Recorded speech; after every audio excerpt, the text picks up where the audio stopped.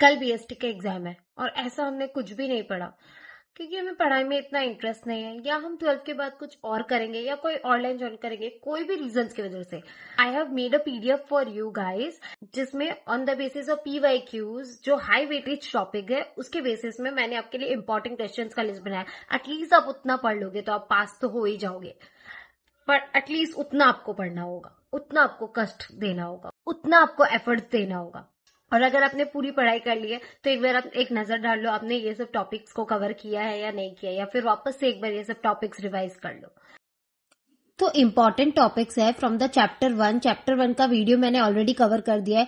Management किसे बोलते हैं, ठीक है। ऑब्जेक्टिव्स ऑफ मैनेजमेंट 3 थे। ऑर्गेनाइजेशनल, उसके अंदर आते हैं survival, profit and growth, social and personal objective. Levels of management बहुत इंपॉर्टेंट है, कोई सा एक लेवल ऑफ मैनेजर का आपको क्वेश्चन पूछा ही जाएगा।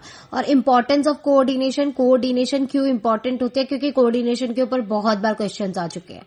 नेक्स्ट चैप्टर 2 से एटलीस्ट आपने कोई भी प्रिंसिपल, 14 प्रिंसिपल्स आपने नहीं पढ़ा है तो एटलीस्ट आप दोनों जनरल का और साइंटिफिक मैनेजमेंट का 5-5 प्रिंसिपल्स पढ़कर चले जाइए।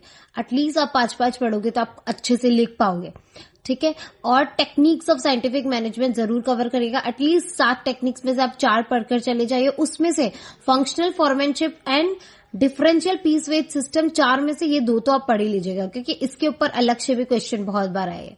Unity of command and unity of direction को पढ़ के जाइएगा, ये दोनों प्रिंसिपल और ये दोनों में क्या डिफरेंस है। फिर father of general management Henri Fayol को बोला जाता है और father of scientific management F W Taylor को बोला जाता है। अगर दोनों के कंट्रीब्यूशन के बारे में भी पूछे ना क्वेश्चन में, अगर कोई अलग क्वेश्चन आ गया तो उनका प्रिंसिपल्स लिख दीजिएगा। और आप 5-5 प्रिंसिपल्स तो एटलीस्ट पढ़कर ही जाओगे, मैं आपसे एक्सपेक्ट कर रही हूँ। Next 3rd chapter business environment में ये वाला 1 मार्क के लिए बहुत बार आ गया। न्यू इंडस्ट्रियल पॉलिसी कब इंट्रोड्यूस हुआ था, तो 1991 जुलाई में न्यू इंडस्ट्रियल पॉलिसी इंट्रोड्यूस हुआ था। फिर जनरल एनवायरनमेंट का 5 कंपोनेंट्स क्या है, सोशल, पॉलिटिकल, लीगल, वो जो हमने 5 पढ़ा था, और उसका इम्पैक्ट एक ना एक कोई सा तो आएगा ही आएगा। लिबरलाइजेशन एंड ग्लोबलाइजेशन, ये बहुत एक इंपॉर्टेंट टॉपिक है जो आपको पढ़ना ही है। उसके बाद प्लानिंग में क्या है, प्लानिंग में आपको स्टेप्स ऑफ प्लानिंग पढ़कर जाना है। एस डाइज इफ, ये भी मैंने चैप्टर में कवर किया है।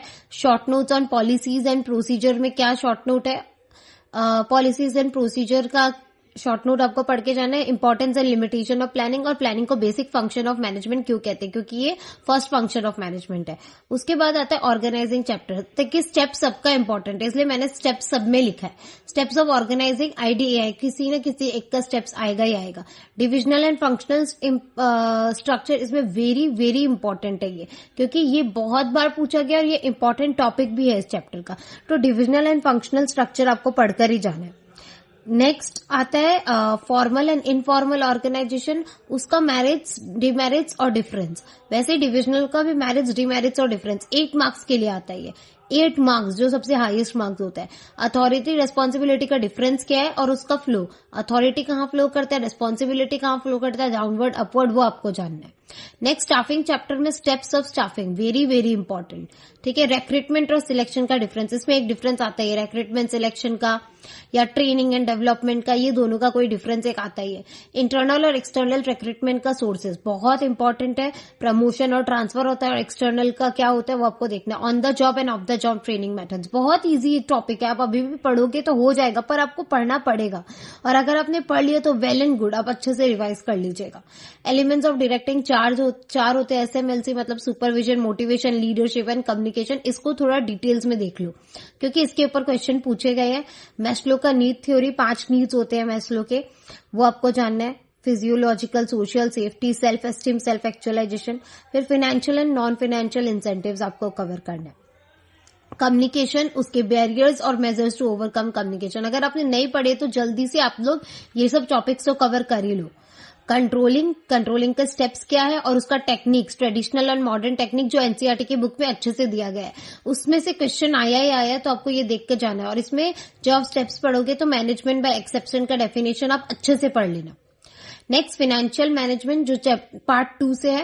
व्हाट इज फाइनेंशियल मैनेजमेंट, इसका जो 3 डिसीजन होता है, फाइनेंसिंग, इन्वेस्टिंग और डिविडेंड डिसीजन। फाइनेंसिंग मतलब पैसा कहाँ से लाना है, पैसा ले तो आएंगे पर उसे इन्वेस्ट कहाँ करना है, और इन्वेस्ट कर तो लेंगे पर उसमें से जो प्रॉफिट कमाएंगे तो डिविडेंड देंगे या नहीं देंगे। ठीक है, फिर फिनेंशियल प्लानिंग क्या होता है, उसका इंपॉर्टेंस क्या है, ऑब्जेक्टिव्स क्या है, ये आपको जानना है। इंपॉर्टेंस पूछो, ऑब्जेक्टिव पूछो, सेम ही होता है, तो वो आपको अच्छे से लिख कर आना है। Factors affecting capital structure factors affecting, इसमें से एक आएगा ही आएगा। या तो कैपिटल स्ट्रक्चर देख लो, अगर आपने कैपिटल स्ट्रक्चर देख लिया तो उसमें फाइनेंसिंग डिसीजन भी अगर पूछ ले तो ऑलमोस्ट सेम ही फैक्टर्स कवर करते हैं।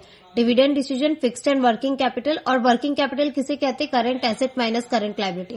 क्वेश्चन में पूछा जाता है कभी वर्किंग कैपिटल नेगेटिव हो सकता है क्या, तो हाँ हो सकता है, जब करंट लायबिलिटी ज्यादा हो करंट एसेट से तब। चैप्टर 10 में फाइनेंशियल मार्केट्स में क्या पूछा गया है, functions of financial market and stock exchange. Stock exchange, financial market का क्या फंक्शन है, स्टॉक एक्सचेंज का क्या फंक्शन है। ठीक है, ये दोनों का फंक्शन बहुत इंपॉर्टेंट है। इंस्ट्रूमेंट्स ऑफ मनी मार्केट, वो 5 इंस्ट्रूमेंट को रट लो, एकदम रट लो, और दोनों का डिफरेंस मनी और कैपिटल मार्केट का। सेबी कब एस्टेब्लिश हुआ था, 1992 में। इसके 3 फंक्शन, सेबी एस्टेब्लिश 88 में हुआ था, पर उसे स्टैट्यूटरी स्टेटस 1992 में दिया गया था, ऐसा ये आंसर होगा। इसका फंक्शन 3 है, रेगुलेटरी और कुछ जो फंक्शन इसके आते हैं वो आपको याद करना है। मार्केटिंग चैप्टर में आपको functions of marketing, that is very much important. Factors affecting pricing of A product, ये भी आपको बहुत बार पूछा गया है। Advantages of branding and packaging, इसमें थोड़ा सा स्पेलिंग का मिस्टेक हो गया।